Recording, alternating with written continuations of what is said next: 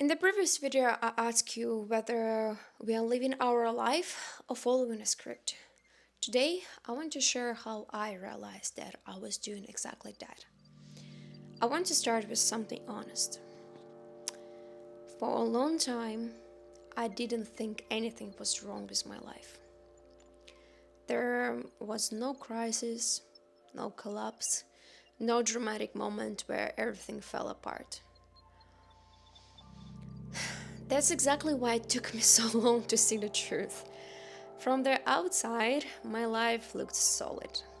I was disciplined, responsible, moving forward, and for a while that felt like success. But slowly, something strange started happening. The things that used to motivate me stopped touching me. Achievements felt neutral, progress felt mechanical. I wasn't unhappy, I was emotionally absent. And that's a very confusing place to be. Because um, when life hurts, you know something needs your attention. But when life feels empty, you start blaming yourself. You tell yourself you're ungrateful, that you should be happy, you have so much stuff, that others have it worse. So you push yourself harder and harder and harder. You optimize, you improve, you become more functional.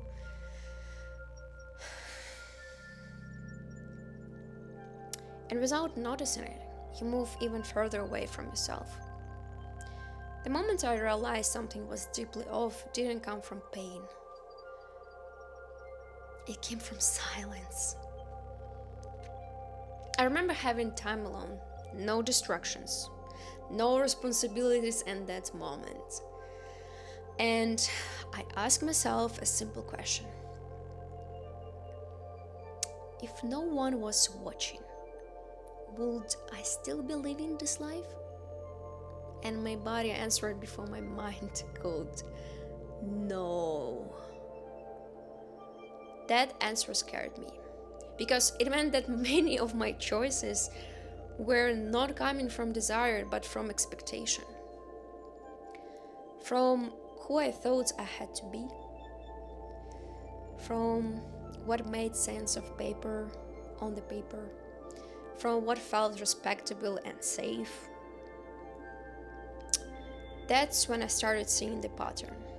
I wasn't choosing my life, I was maintaining an identity, an image of being strong, capable, put together, and that identity was expensive.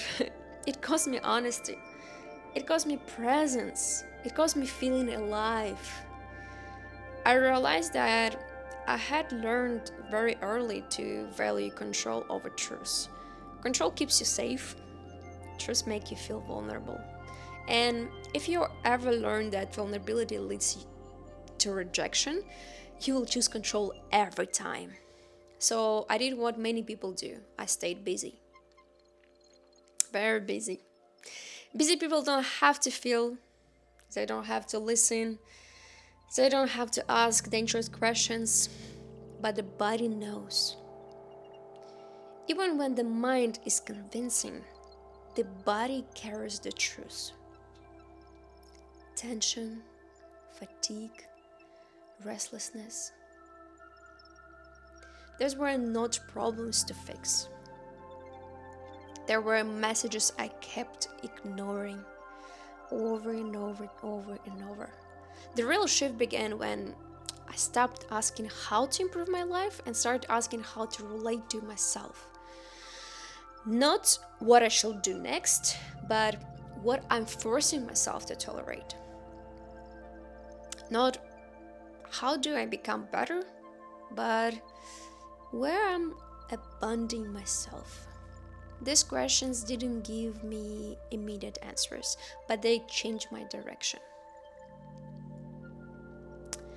I stopped making decisions just because they look good from the outside. I started paying attention to what felt contracting and what felt expanding. And this is important. Living your own life doesn't always feel comfortable. Sometimes it feels uncertain, lonely, unimpressive, but it feels real. And real has a different quality to it. There's less performance, less explanation, less self betrayal. I didn't change everything at once. I didn't reinvent myself overnight. I simply stopped lying to myself, and that was enough to begin coming back to myself. If you're watching this and something in you feels exposed or uneasy, I want you to hear this. You don't need to destroy your current life to start living your own, but you do need honesty. And honesty starts the moment you stop asking, is this good enough? And start asking, is this true for me? That question might not give you comfort, but it will give you direction.